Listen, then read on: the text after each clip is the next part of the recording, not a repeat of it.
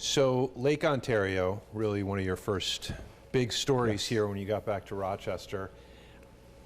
What did you find? Well, I mean, the theme, as reflected in the headline there, is that Rochester really is unique in all the Great Lakes cities, in that it had turned its back on the lake. It's the only city whose center of commerce and industry is not on the lakefront. Here, the attraction were the falls on the Genesee. So downtown was where it is, not on the lake. So the lakefront was neglected. It was ignored by a lot of the populace. So anyway, so I wrote the story pointing that out, and went on for months and months just writing about the lake, sort of reintroducing people to it, if you will, about everything from fishing to tourism to chemical pollution. And it was real well received. It got a huge amount of attention. Just people, you know, there were fans of Lake Ontario who really embraced it, and we had a contest, like what should we do to jazz up the lakefront? We got dozens, maybe hundreds of entries. It was really interesting, and it was to me, as I think back on it, it was my introduction to, I essentially became the official and unofficial at times environmental reporter. That's something I followed the entire 40 years I worked at the DNC.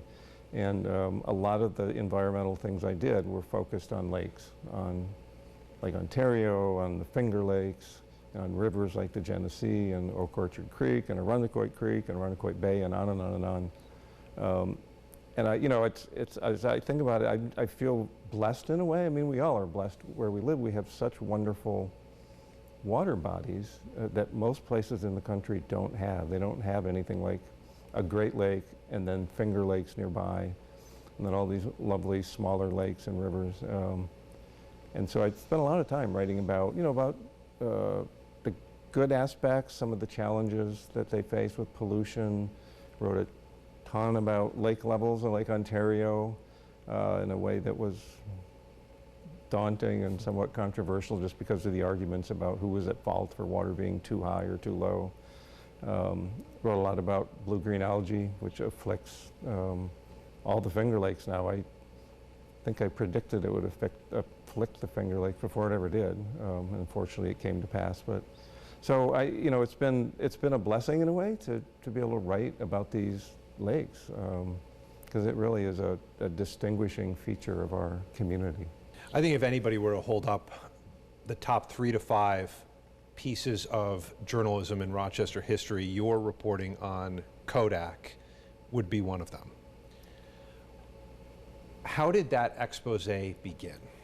You know, it began, to be honest, it began with 2 sources of mine, people I knew well, whose names I have never uttered to anybody, and I'm not going to tell you now who they were, who pestered me for months when I would talk to them, which I, you know, would periodically check in, and they go, you know, this Kodak thing, you really ought to look into that.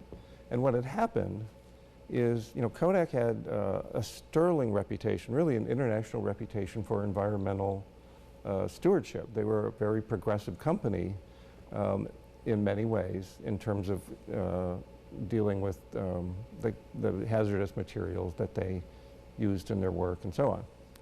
But unbeknownst to anybody, they were very slipshod in their handling of those same chemicals in a way that had caused gross contamination of the groundwater under Kodak Park and adjoining neighborhoods, problems in the Genesee River that still haven't been resolved to this day, vast releases into the atmosphere of toxic chemicals that some thought posed health risks eventually.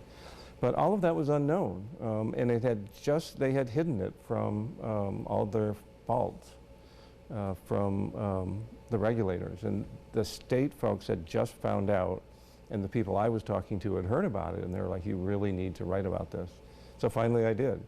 And the public had no idea until that story was published that this was going on, but it was just an enormous story that went on for months. And I think of all the things I worked on over the years, there's no story that caused more controversy and that was so intense in terms of just public reaction.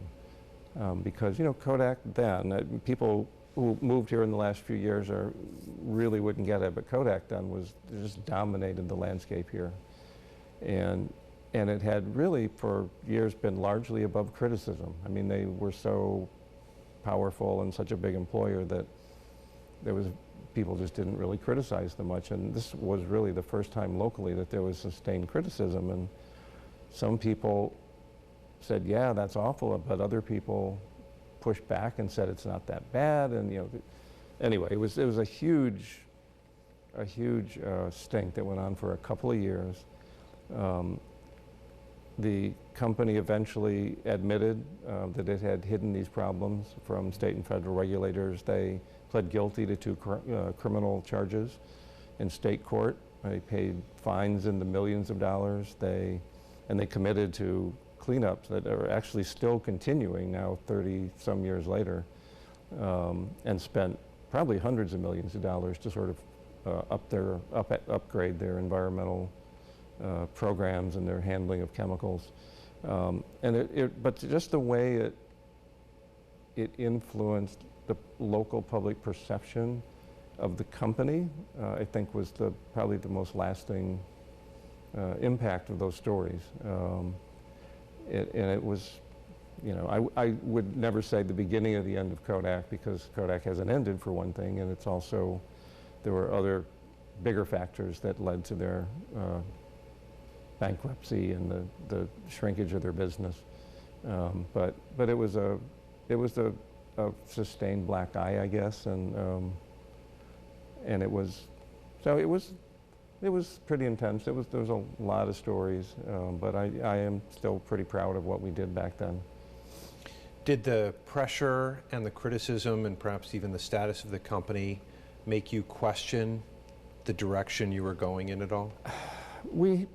No, but we got an enormous amount of pushback. The editors got, there were things. I remember when one editor was leaving the paper, a couple years later, she said to me, Steve, you still don't know what happened to me because of those Kodak stories you did. Just the intense pressure she was put under by the company and company supporters and other folks in the business community. So there was a huge amount of pushback. And it was very difficult for us to push forward with the stories because of that. But we did. I can't think of any time that we backed off. But it was unique in my time in terms of the sort of the maelstrom that we found ourselves in the middle of, just because the company then was such a force in Rochester. So the CSX story, this was started when a couple was crossing the train tracks and hit by a train. You ended up exposing problems with the gates. This required a huge amount of interviewing witnesses, going through data, going through laws. What kind of work was that for you and the team? Well, it was, the point about this, as I thought about it, is that it was an accident in which 2 people died. And it was first thought to be their fault, that they had driven around the gates, as people sometimes do, and drove right in front of a train. That proved to be completely false. And when we found out what had really happened, which is that CSX had been unable to make the equipment work properly at many crossings in Rochester and across New York State, and so they just turned it off. They turned off the gates and they turned off the flashing lights, and they trusted that the trains would stop, remember to stop at each of these crossings when they got to them, and get out and flag the traffic to a halt before going through the crossing. Well, one of the engineers forgot. They kept going and they hit this couple and killed them. But that's relatively small tragedy caused us, because we learned of the deceit, essentially, that CSX, it took weeks to pry this out of them, that is what happened.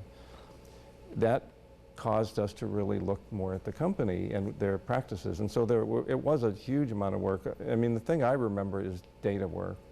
I mean, I've discovered there are vast amounts of data that the federal government warehouses on railroad safety issues and accidents and so on that nobody I know of in Rochester had ever worked with before. And so we spent a lot of time crunching numbers, going through all these records, and you know, documenting repeatedly that that particular railroad had a really dismal record when it came to crossing maintenance and safety issues, you know, compared to other railroads. And their inspection findings, when the feds would go out and inspect them, they were dinged way more often than other railroads in New York for you know, problems at crossings and with the tracks and so on. So it was really eye-opening. I mean, I knew nothing about railroading,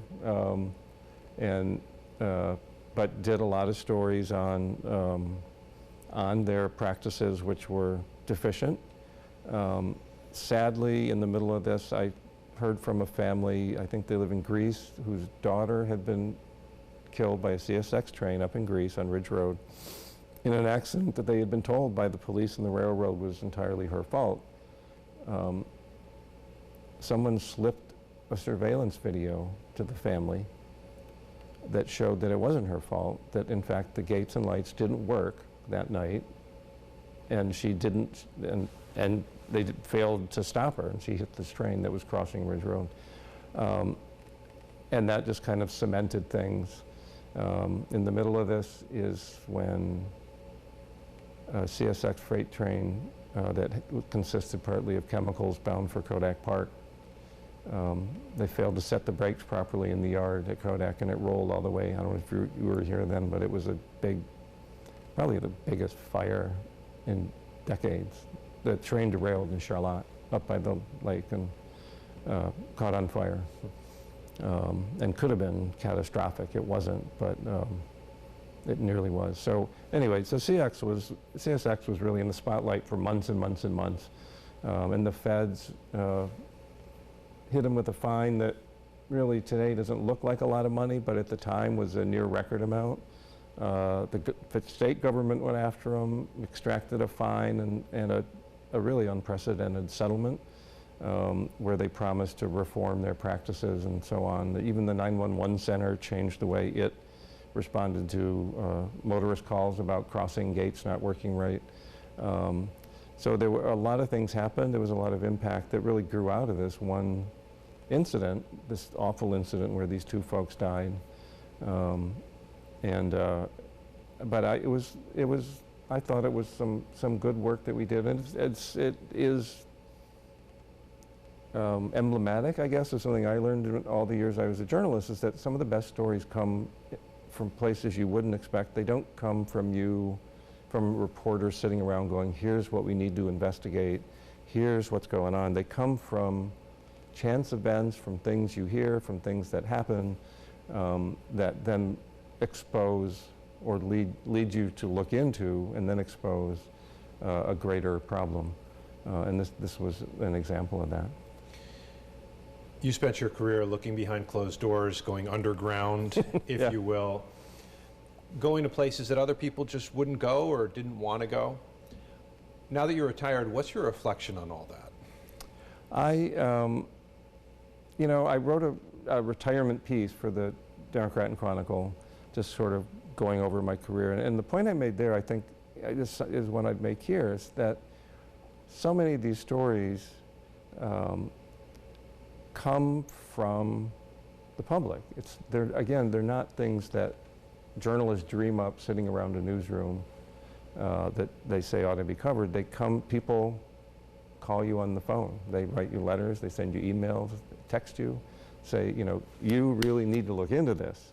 Or here's this great idea I have, can you do something with it? Can you, and our job really, the best of our job is taking those recommendations, those suggestions, those tips and leaks from readers, and bringing them to light.